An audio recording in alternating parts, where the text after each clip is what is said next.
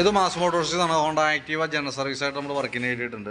General service indicator check ചെയ്യുക, അതേപോലെ തന്നെ വാട്ടർ സർവീസ് ഓപ്പണായിട്ട് ചെയ്യണം, അതേപോലെ തന്നെ എഞ്ചിൻ ഓയിൽ മാറ്റുക, ഇതൊക്കെയാണ് മെയിനായിട്ട് പറഞ്ഞാണ് വർക്ക് കേട്ടോ. അപ്പോൾ നമ്മൾ വണ്ടി വർക്കിന് വേണ്ടിയിട്ടുണ്ട്. അതിൻ്റെ എയർ ഫിൽറ്റർ ക്ലച്ച് സൈഡ് കൂടി നമ്മൾ ചെക്ക് ചെയ്യാൻ വേണ്ടിയിട്ട് അയച്ചിട്ടുണ്ട്. ബാക്കിലത്തെ ബ്രേക്കിൻ്റെ ഭാഗം കൂടി നോക്കുകയാണെങ്കിൽ ബ്രേക്ക് നമുക്ക് ക്ലീൻ ചെയ്ത് അഡ്ജസ്റ്റ് ചെയ്യാനുണ്ട് കേട്ടോ. ഞാനിപ്പോൾ ഫ്രണ്ട് വീൽ അഴിച്ചേക്കാണ്. ഫ്രണ്ട് വീൽ അഴിച്ചേക്കാനാണ്. അപ്പോൾ അതിന് ശേഷം കംപ്ലീറ്റ് ചെയ്തതിന് ശേഷം ബാക്കും കൂടി അഴിച്ചിട്ട് അത് ക്ലിയർ ചെയ്യും. ബാക്ക് ടയർ അത്യാവശ്യം കുറച്ചുകൂടി ഉപയോഗിക്കാനുണ്ട്, ബ്രേക്ക് അഡ്ജസ്റ്റ് ചെയ്യാനുണ്ട്, വീൽ ബെയറിങ്ങിൻ്റെ ഭാഗം ചെക്ക് ചെയ്ത് വേറെ കംപ്ലയിൻ്റ് ഒന്നുമില്ല. പിന്നെ അതേപോലെ നമ്മളതിൻ്റെ എയർ ഫിൽറ്റർ ക്ലച്ച് സൈഡൊക്കെ ചെക്ക് ചെയ്യുന്നുണ്ട്. എയർ ഫിൽറ്ററൊക്കെ നല്ല ഫിൽറ്ററാണ്, കുറച്ച് പൊടിയൊക്കെ ഉണ്ട്, അതൊക്കെ ക്ലീൻ ചെയ്ത് നമുക്ക് റീസെറ്റ് ചെയ്യാം. പിന്നെ അതേപോലെ തന്നെ ഹോണ്ടയുടെ കമ്പനി ഫിൽറ്റർ തന്നെ കിടക്കണം, ഒറിജിനൽ ഫിൽറ്റർ തന്നെയാണ് നമുക്കിത് യൂസ് ചെയ്തേക്കുന്നത്. അപ്പോൾ കുറച്ച് പൊടിയൊക്കെ തുടച്ച് ക്ലീൻ ചെയ്ത് നമുക്ക് റീസെറ്റ് ആക്കി എടുക്കാം. പിന്നെ ക്ലച്ച് യൂണിറ്റ് ഫുള്ളായിട്ട് നമ്മൾ അഴിച്ച് ഗ്രീസിങ്ങിന് വേണ്ടിയിട്ട് അഴിച്ചാണ്. അപ്പോൾ നിലവിൽ ഓരോ പാർട്സും നമ്മൾ ചെക്ക് ചെയ്ത് വിടുന്നുണ്ട്. അപ്പോൾ നിലവിൽ വേറെ വേരിയേറ്റർ ബോഡി ബോസ് ഡ്രൈവൊക്കെ ചെക്ക് ചെയ്ത് വേറെ കംപ്ലയിൻ്റ് ഒന്നുമില്ല. ബെൻഡെക്സിൻ്റെ ഭാഗം വരുമ്പോഴത്തേക്കും ബെൻഡെക്സ് ചെറിയൊരു തുരുമ്പട്ട പോലെയൊക്കെ ടൈറ്റായി തുടങ്ങിയിട്ടുണ്ട്. അപ്പോൾ നമ്മൾ ലൂബ്രിക്കേഷനൊക്കെ കൊടുത്ത് റീസെറ്റ് ആക്കാം. അതേപോലെ തന്നെ ക്ലച്ച് ഷൂൻ്റെ ഭാഗം നമ്മൾ ചെക്ക് ചെയ്യുന്നുണ്ട്, വർക്കിംഗ് ഒക്കെ ഓക്കെയാണ്, വേറെ കംപ്ലയിൻ്റ് ആയിട്ടൊന്നുമില്ല കേട്ടോ. അപ്പോൾ അതൊക്കെ ഒന്ന് എയർ അടിച്ച് ക്ലീൻ ആക്കി നമുക്ക് റീസെറ്റ് ആക്കാം.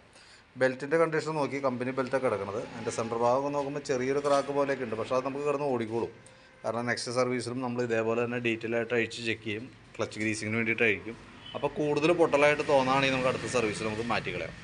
പിന്നെ അതിൻ്റെ എഞ്ചിൻ ഹെഡിൻ്റെ ഭാഗമൊക്കെ ചെക്ക് ചെയ്ത് വേറെ കംപ്ലയിൻ്റ് ഒന്നുമില്ല, ലീക്കേജ് കാര്യങ്ങളൊന്നുമില്ല. സ്റ്റോക്കിൻ്റെ കേബിൾ, ഐസൊലേറ്റർ കേബിൾ രണ്ടും നോക്കി നമ്മൾ വേറെ കംപ്ലയിൻ്റ് ഒന്നുമില്ല കേട്ടോ.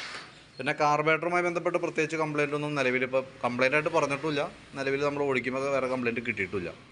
ജനറൽ സർവീസിൽ കാർബറേറ്റർ ക്ലീനിങ് ഒന്നും വരുന്നില്ല. കാർബറേറ്റർ ട്യൂണിങ് അങ്ങനെ എന്തെങ്കിലും ഉണ്ടെങ്കിൽ മാത്രമാണ് ജനറൽ സർവീസിൽ ഉൾപ്പെടുള്ളൂ. പിന്നെ നമുക്ക് ഇപ്പോഴത്തെ ഒരു സ്റ്റേജ് വെച്ചിട്ട് ഇപ്പോഴത്തെ പെട്രോൾ ഉപയോഗിക്കുന്ന നമ്മളിപ്പോൾ എത്തനോൾ മിക്സ് ചെയ്തിട്ടുള്ള പെട്രോളാണ് ഇപ്പോൾ നമ്മൾ യൂസ് ചെയ്യുക. അതാണ് നിലവിൽ കിട്ടാനുള്ളൂ. അപ്പോൾ അത് ഉപയോഗിക്കുന്ന വണ്ടിക്ക് ഒട്ടുമിക്ക വണ്ടിയുടെ കാർബറേറ്റർ കംപ്ലയിൻറ്റ് കാണിക്കുന്നുണ്ട്. ഓവർഫ്ലോൻ്റെ കംപ്ലയിൻ്റാണ് മെയിൻ പ്രശ്നമായിട്ട് വരാം. പിന്നെ മിസ്സിങ്, റണ്ണിങ്ങിൽ ഓഫായി പോകുന്ന കംപ്ലയിൻറ്റ്, അതൊക്കെ അതിൻ്റെ സൈഡ് എഫക്റ്റ് ആയിട്ട് വേറെ വഴിക്ക് വരാറുണ്ട്. പ്രത്യേകിച്ച് നമ്മുടെ വണ്ടിക്ക് ഇപ്പോൾ അങ്ങനത്തെ ഒരു കംപ്ലയിൻ്റ് ഒന്നുമില്ല. കംപ്ലയിൻറ്റ് വന്നേക്കാം, കാരണം ഇപ്പോൾ ഉപയോഗിക്കുന്ന പെട്രോൾ യൂസ് ചെയ്ത് ഉപയോഗിക്കുന്നത് കൊണ്ട് കംപ്ലയിൻറ്റ് വരാനുള്ള സാധ്യത വളരെ കൂടുതലുണ്ട്. അപ്പോൾ നമുക്ക് അതിൻ്റെ പെട്രോൾ ഉപയോഗിക്കുമ്പോൾ തന്നെ പ്രോബ്ലംസൊക്കെ കൃത്യമായിട്ട് നമുക്ക് അറിയാനായിട്ട് പറ്റും. ഞാൻ അതിൻ്റെ ഡിസ്ക്രിപ്ഷനിൽ അതിൻ്റെ ഒരു ലിങ്ക് ഇട്ടേക്കാം. അതിനകത്ത് നോക്കിക്കഴിഞ്ഞാൽ നമുക്ക് കറക്റ്റായിട്ട് അറിയാനായിട്ട് പറ്റും അതിൻ്റെ പ്രോബ്ലംസ് കേട്ടോ. ഞാൻ ഈ പറയണതിൻ്റെ കേസ് എന്ന് വെച്ചാൽ നിലവിൽ ഇപ്പോൾ വന്ന വണ്ടി ഒരു 10 വണ്ടി വന്ന് 8 വണ്ടിക്കും കംപ്ലയിൻ്റ് ഉണ്ട്. നമ്മുടെ വണ്ടിക്ക് ഇപ്പോൾ നിലവിലില്ല, പിന്നെ വന്നുകൂടായികയില്ല, നിലവിൽ ഇപ്പോഴത്തെ കണ്ടീഷനിലില്ല. പിന്നെ നമുക്ക് അതിൻ്റെ എഞ്ചിൻ റൂമിൻ്റെ ഉള്ളിലൊക്കെ വാഷിംഗ്നെസ് പറഞ്ഞിട്ടുണ്ട്. അപ്പോൾ നമ്മൾ ഇതേപോലെ തന്നെ ബോഡി അങ്ങോട്ട് അഴിച്ചിട്ട് കൊണ്ടുപോയിട്ടാണ് വാട്ടർ സർവീസ് ചെയ്യുക. അപ്പോൾ അതിൻ്റെ ഉള്ളിലുള്ള ഈ ചെളിയൊക്കെ ക്ലിയർ ആയിട്ട് പൊക്കോളും. എവിടെയെങ്കിലും തുരുമ്പോ കാര്യങ്ങളൊക്കെ ഉണ്ടെങ്കിൽ നമുക്കത് പെയിൻറ്റ് ടച്ച് ചെയ്യാനും പറ്റും. പിന്നെ ഫ്രണ്ട് സൈഡിലേക്ക് വരുമ്പോൾ ഫ്രണ്ട് ബുഷൊക്കെ നമ്മൾ ഗ്രീസിങ്ങിന് വേണ്ടിയിട്ട് അഴിച്ചിട്ടുണ്ട്. വേറെ കംപ്ലയിൻ്റ് ആയിട്ടൊന്നുമില്ല, ജസ്റ്റ് ഒന്ന് ഗ്രീസ് ചെയ്ത് റീസെറ്റ് ചെയ്താൽ മതി. അതൊക്കെ ഓൾറെഡി നമുക്ക് ജനറൽ സർവീസിലുള്ള വർക്കുകളാണ് കേട്ടോ. ഫ്രണ്ടിലത്തെ ബ്രേക്കിൻ്റെ ലൈനർ നമ്മൾ ചെക്ക് ചെയ്തു, ബ്രേക്ക് ക്യാമിൽ ചെറിയൊരു ടൈറ്റ് തുടങ്ങിയിട്ടുണ്ട്. അപ്പോൾ അതൊന്ന് അഴിച്ച് ഗ്രീസ് ചെയ്തിടാം, അപ്പോൾ ആ പ്രോബ്ലം അവിടെ തീർന്നുള്ളൂ. ഫ്രണ്ട് ടയറൊക്കെ പുതിയ ടയർ കിടക്കണം കേട്ടോ. ഹബിനായാലും വേറെ ബെയറിങ്ങിനായാലും വേറെ പറയത്തക്ക കംപ്ലയിൻസോ കാര്യങ്ങളൊന്നുമില്ല. നമുക്കിതുമ്പോൾ ഇരിക്കുന്ന ബാറ്ററി എക്സൈഡിൻ്റെ ബാറ്ററിയാണ്.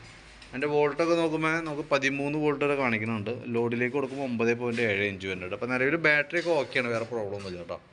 പിന്നെ നമുക്ക് ഈ സൈഡിലേക്ക് വരുമ്പോൾ സെക്കൻഡറി ഫിൽറ്റർ യൂണിറ്റ് നമുക്ക് മാറ്റിയിടാം. ഇതൊരു സ്പോഞ്ച് മോഡൽ ഒരു ഫിൽറ്ററാണ്.